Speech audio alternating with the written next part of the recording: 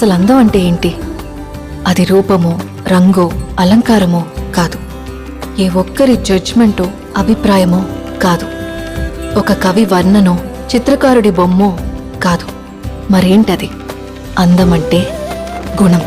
అమ్మాయి నయుండి చెప్తున్నా, I don't want people to call me beautiful.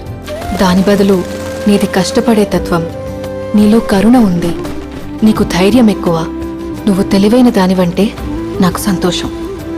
Address us by our qualities. M S Subbalakshmi అంటే భక్తి, అందం కాదు. మదర్ తెరెసా అంటే కరుణ, అందం కాదు.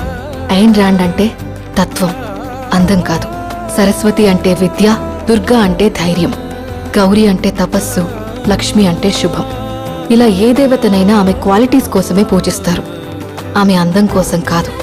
నీ గుణాలే నీ సంతకమవుతాయి, నీ అందం కాదు.